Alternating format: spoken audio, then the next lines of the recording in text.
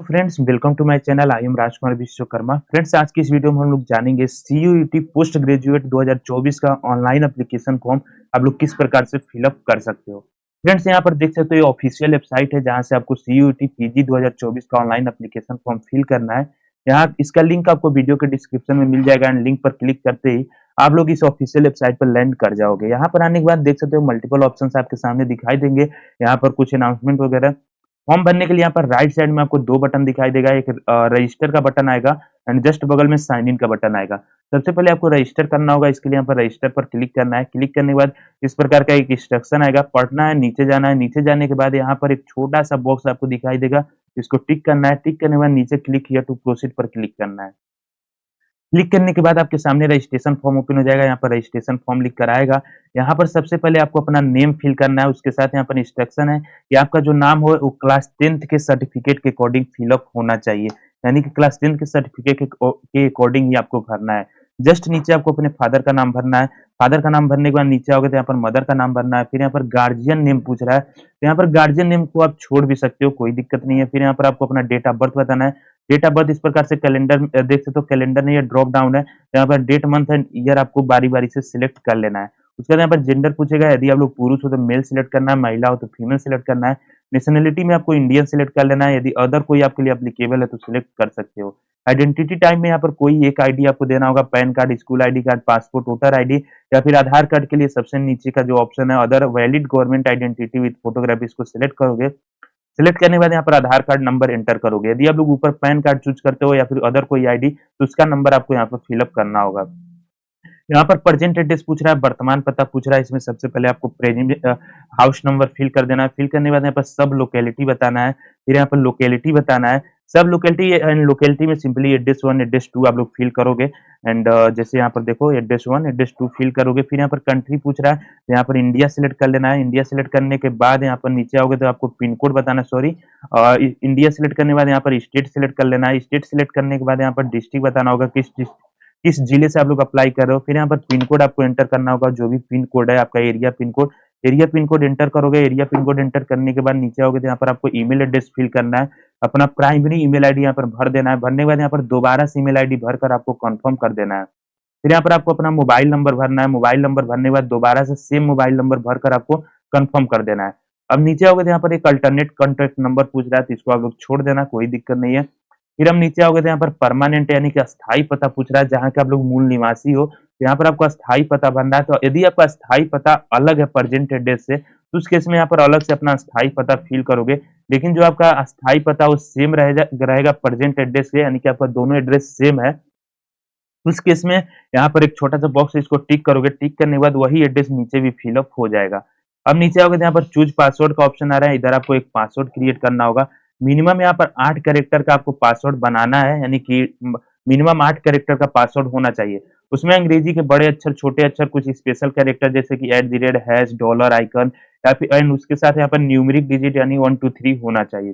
Password यहाँ पर बनाओगे। फिर यहाँ पर नीचे दोबारा सेम पासवर्ड आपको भर के आपको कंफर्म कर देना है। फिर यहाँ पर एक सिक्योरिटी क्वेश्चन चूज करना है। कोई भी एक सिक्योरिटी क्वेश्चन यहाँ पर चूज करोगे एंड उसका आंसर यहाँ पर नीचे आपको देना होगा। जो भी आंसर यहाँ पर भरोगे वो आपको याद होना चाहिए, इन फ्यूचर आपको जरूरत लग सकता है। फिर यहाँ पर एक सिक्योरिटी पिन आ रहा है। सिक्योरिटी पिन यहाँ पर नीचे वाले बॉक्स में आपको भर देना है, जिस प्रकार से लिखा हुआ है। जैसे देख सकते हो मेरे केस में क्या लिखा हुआ है, 527481 में वही भर दूंगा। भरने के बाद यहाँ पर सबमिट पर क्लिक कर देना है। सबमिट पर क्लिक करने के बाद आपके जो भी आपने फॉर्म में डिटेल्स भरा हुआ है उसका एक प्रीव्यू आएगा। प्रीव्यू में आपको सेम डिटेल्स मैच करना होता है कि कहीं पर आपने कोई मिस्टेक किया हुआ है क्या। यदि आपने मिस्टेक किया हुआ है तो सिंपली यहाँ पर एडिट रजिस्ट्रेशन डिटेल्स का बटन आ रहा है, इस पर क्लिक करके एडिट कर सकते हो। नहीं तो सिंपली यहाँ पर पार्टिकुलर चेकलिस्ट है टू बी वेरीफाइड, यानी कि यहाँ पर माई नेम को टिक करोगे। टिक करने के बाद आपको अपना नाम मैच कर लेना है कि अपना का नाम बिल्कुल सही से फिलअप हुआ है। उसी प्रकार से father name, email ID, present address, फिर इधर आओगे राइट साइड में तो date of birth, mother name, mobile number, permanent address, जो भी डिटेल्स आप लोग यहाँ पर टिक करोगे, जिसको भी आप लोग चेक करोगे उसका मतलब कि आपने वो डिटेल्स मैच कर लिया है। उसके बाद यहाँ पर फिर से एक छोटा सा बॉक्स है, इसको टिक करोगे। टिक करने के बाद राइट साइड में नीचे submit and send OTP to mobile पे क्लिक करोगे। उसके बाद ओके करोगे। ओके करने के बाद आपके मोबाइल नंबर पर एक ओटीपी भेजा जाएगा। ओटीपी आपको यहाँ पर ओटीपी वाले बॉक्स में फिल कर देना है, भर देना है। उसके बाद यहाँ पर फिर से सिक्योरिटी पिन भर के आपको सबमिट करना है। चलिए मैं यहाँ पर सबमिट पर क्लिक करता हूँ। ओटीपी मैंने फिल कर दिया है। यहाँ पर कैप्चा में कुछ एरर आ रहा है, तो मैं अभी यहाँ पर सबमिट करता हूँ। सबमिट करने के बाद जो मेरा रजिस्ट्रेशन है वो सक्सेसफुल हो जाएगा। देख सकते हो हमारा रजिस्ट्रेशन नंबर यहाँ पर सॉरी एप्लीकेशन नंबर एक जनरेट हो चुका है।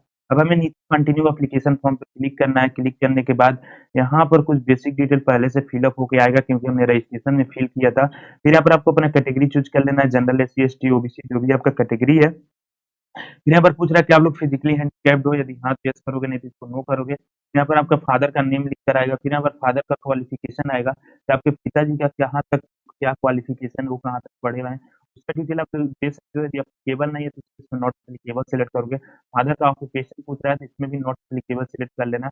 यदि एप्लीकेबल है तो उस केस में यहाँ पर बता सकते हो, नहीं पढ़े हैं तो इलिटरेट सेलेक्ट करोगे। फिर यहाँ पर मदर का नाम लिख कर आएगा। मदर का फिर क्वालिफिकेशन पूछ रहा है, तो जो भी क्वालिफिकेशन है वो आप लोग यहाँ पर सिलेक्ट करोगे। सिलेक्ट करने के बाद यहाँ पर नीचे आओगे तो गार्जियन का नेम पूछ रहा है फिर से, तो गार्जियन नेम चाहो तो भर सकते हो अगर कोई गार्जियन है तो, नहीं तो सिंपली इसको नो करोगे।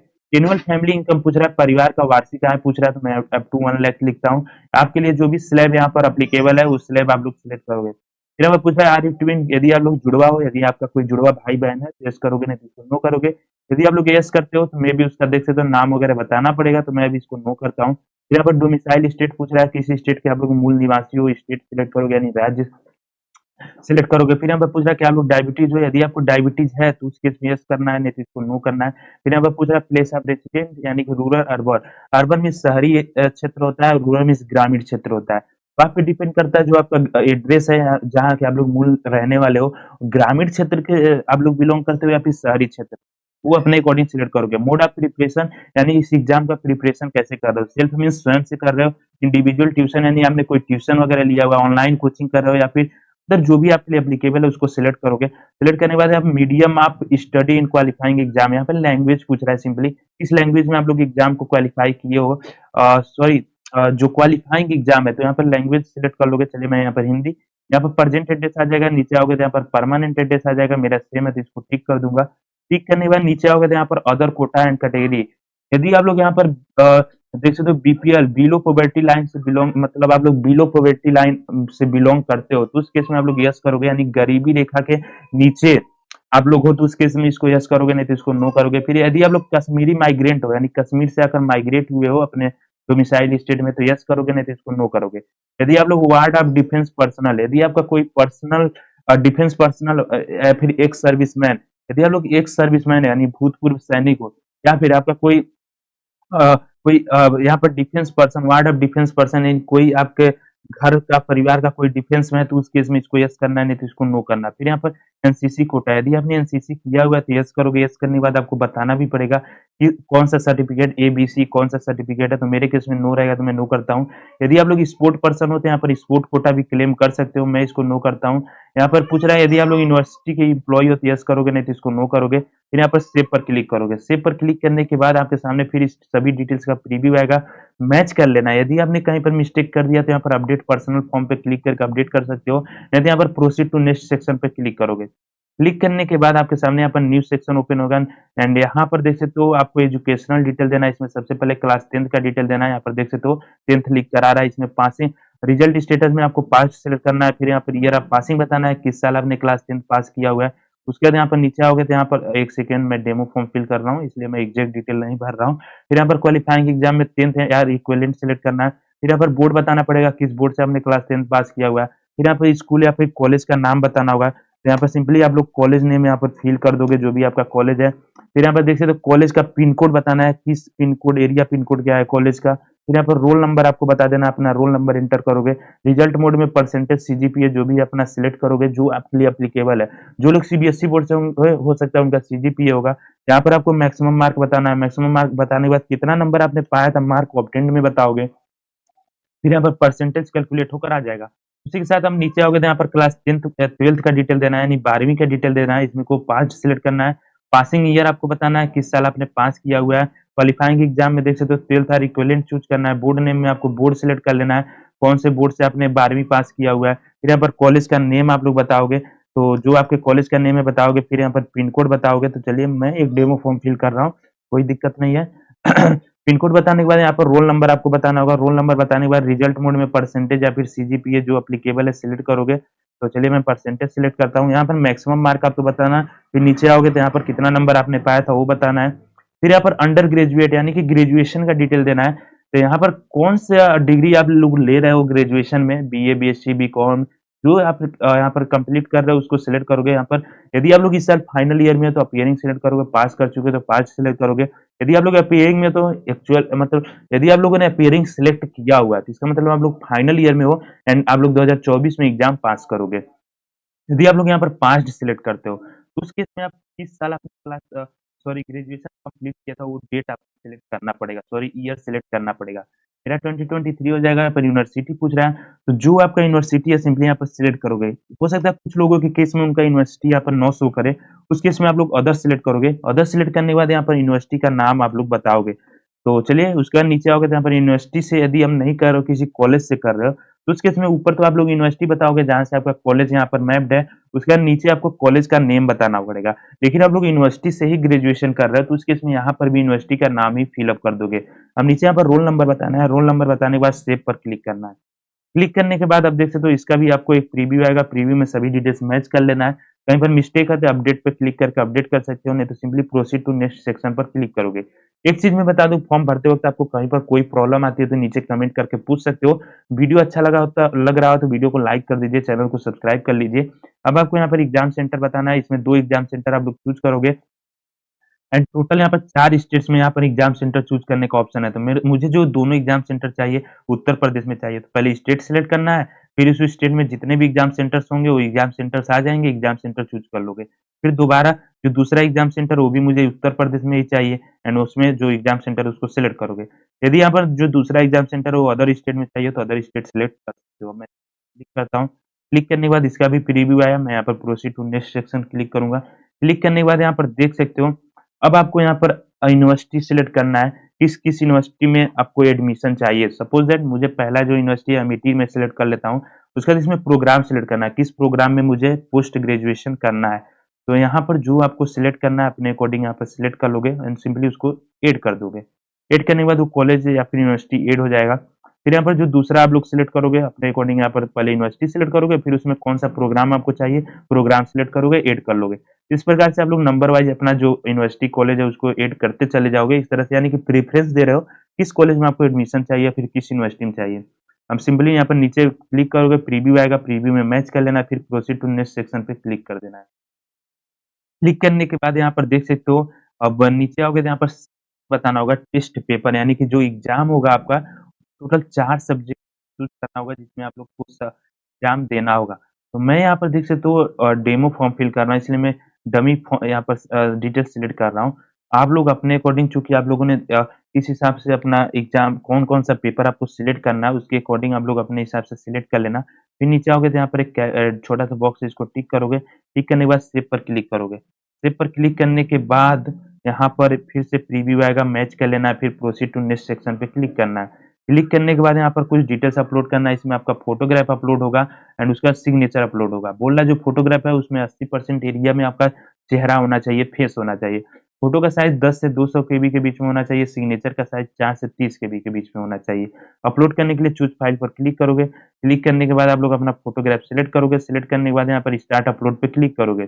क्लिक करने के बाद फोटोग्राफ अपलोड हो जाएगा, उसी प्रकार सिग्नेचर अपलोड करोगे। सिग्नेचर के लिए भी यहाँ पर सिंपली सिग्नेचर सिलेक्ट करोगे, फिर यहाँ पर बोल रहा है जो सिग्नेचर है वो 4 केबी से अधिक होना चाहिए एंड 30 केबी से कम होना चाहिए। तो मैं यहाँ पर दूसरा सिग्नेचर सिलेक्ट कर लूंगा, दूसरा सिग्नेचर भी मैंने रखा हुआ है, इसका भी साइज सही नहीं है तो चलिए मैं दूसरा देख लेता हूँ। फिर यहाँ पर अपलोड करने के बाद यहाँ पर प्रोसीड टू प्रीव्यू सेक्शन पे आपको क्लिक कर देना है। फोटो सिग्नेचर अपलोड करने के बाद प्रोसीड टू प्रीव्यू सेक्शन पे क्लिक करता हूँ। यहाँ पर आपके पूरे फॉर्म का प्रीव्यू आएगा, पूरे फॉर्म में आपका जितना डिटेल अभी तक आपने भरा सभी डिटेल्स का प्रीव्यू आएगा, सभी डिटेल्स आपको मैच कर लेना है। मैच करने के बाद आप देख सकते हो लेफ्ट साइड में यहाँ पर पार्टिकुलर चेकलिस्ट है, तो यहाँ पर सभी डिटेल्स को यहाँ पर क्लिक करते जाना है। क्लिक करने के बाद यहाँ पर जैसे आपका नाम आ रहा है तो नाम मैच कर लो, यहाँ पर फादर नेम आएगा, यहाँ पर मदर नेम आएगा। इन सभी डिटेल्स को आपको मैच करना है अपने सर्टिफिकेट से, सर्टिफिकेट के अकॉर्डिंग मैच करना चाहिए। उनके साथ साथ ये सभी बॉक्सेस टिक करोगे, टिक करने के बाद यहाँ पर प्रोसीड टू पेमेंट पर क्लिक कर देना है। चलिए मैंने यहाँ पर सभी चेकलिस्ट को चेक कर दिया, मैं प्रोसीड टू पेमेंट पे क्लिक करता हूँ, इस प्रकार का मैसेज आएगा, इसको ओके करना है।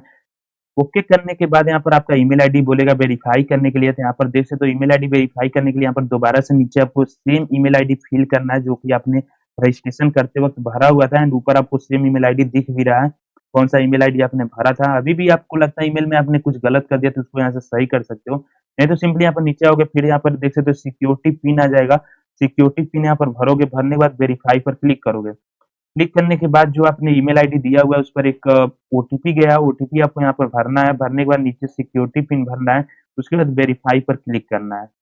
ओटीपी वेरीफाई करने के बाद आप लोग डैशबोर्ड पर आ जाओगे, यहाँ पर देख सकते हो आपका रजिस्ट्रेशन हो चुका है, एप्लीकेशन फॉर्म आपने भर दिया, अब आपको एप्लीकेशन फी पे करना है।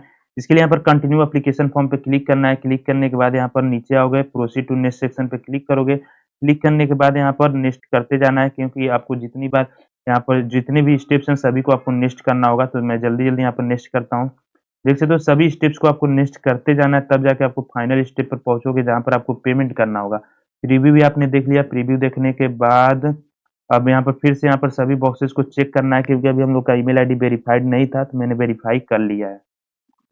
चलिए मैं यहाँ पर प्रोसीड टू पेमेंट पे क्लिक करता हूँ, क्लिक करने के बाद फिर से मैसेज आएगा, इसको ओके करना है। ओके करने के बाद अब आपके केस में यहाँ पर देख सकते हो लिख कर आ जाएगा कितना पेमेंट रिक्वायर्ड है। मेरे केस में यहाँ पर देख सकते हो 1800 आ रहा है, उसके बाद मैं क्या करूँगा यहाँ पर 2 payment gateway state bank of India का एंड दूसरा एचडीएफसी का। बैंक ऑफ इंडिया में सिलेक्ट करता हूँ, सिलेक्ट करने के बाद यहाँ पर एसबीआई का देख सकते हो पेमेंट गेटवे ओपन हो चुका है। यहाँ पर मल्टीपल ऑप्शंस हैं पेमेंट करने के लिए जैसे एसबीआई का नेट बैंकिंग, अदर बैंक का नेट बैंकिंग, एसबीआई का डेबिट कार्ड, अदर बैंक का डेबिट कार्ड या फिर क्रेडिट कार्ड, फिर यहाँ पर यूपीआई, फिर एसबीआई के ब्रांच के थ्रू भी पेमेंट कर सकते हो। मैं यहाँ पर यूपीआई प्रीफर करूंगा, यूपीआई पे क्लिक करूंगा। क्लिक करने के बाद यहाँ पर क्यूआर कोड चूज करूंगा, क्यूआर कोड चूज करने के बाद एक क्यूआर कोड नीचे जनरेट हो जाएगा, इसको स्कैन करके आपको पेमेंट कर देना, उसके बाद आपका पेमेंट सक्सेसफुल हो जाएगा एंड जो आपका फॉर्म है वो फाइनल सबमिट हो जाएगा। इस तरह से पूरा फॉर्म कंप्लीट करोगे, ताकि प्रॉब्लम आती है तो मुझे कमेंट कर दीजिएगा। वीडियो अच्छा लगा तो वीडियो को लाइक कर दीजिएगा, चैनल को सब्सक्राइब कर लीजिएगा।